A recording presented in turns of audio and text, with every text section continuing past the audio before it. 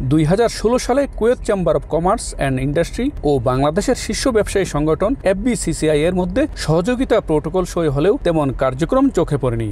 এবার বাংলাদেশ দূতাবাস কুয়েতের সহযোগিতায় KCCI এর আমন্ত্রণে উচ্চ পর্যায়ের প্রতিনিধি দল সফরে যায়। মঙ্গলবার সকালে কুয়েত সিটির KCCI ভবনে বৈঠক হয় দুই দেশের শীর্ষ ব্যবসায়ী প্রতিনিধিদের।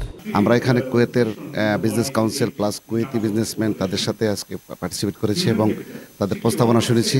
এনভায়রনমেন্ট দেখবো এবং তাদের সাথে আমরা যোগাযোগ করে নতুন করে আমরাও ইনভেস্ট করার ইন্টারেস্টেড আছে এবং আমরা ওনাদের সাথে সহযোগিতা করব। বৈঠকে তৈরি পোশাক, ওষুধ, কৃষিপণ্য ও শিল্পজাত দ্রব্য রপ্তানির সম্ভাবনা নিয়ে আলোচনা করেন বাংলাদেশের প্রতিনিধিরা।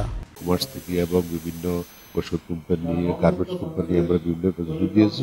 আশা করি এর মধ্যে একটা পরিচিতি এবং একটা অপরের জানার পরে তো ব্যবসা শুরু হবে। আই থিঙ্ক এটা good relation we are starting নাও। 2016 সালে প্রোটোকলে তথ্য বিনিময়, প্রদর্শনী আয়োজন ও যৌথ উদ্যোগের প্রতিশ্রুতি থাকলেও তা বাস্তবে এগোয়নি। এবার নতুন করে সূচনা গড়তে চান বলে জানান কুয়েতে নিযুক্ত বাংলাদেশের রাষ্ট্রদূত। বাংলাদেশ চেম্বার অব কমার্স এবং কুয়েতের চেম্বার অব কমার্স অ্যান্ড ইন্ডাস্ট্রিজের মধ্যে একটি প্রোটোকল অব কোঅপারেশন স্বাক্ষরিত হয়। দুঃখজনক হলো সত্য যে 2016 সাল থেকে 2025 এই 9 বছরের মধ্যে কোনো আমাদের বৈঠকও একসাথে অনুষ্ঠিত হয়নি।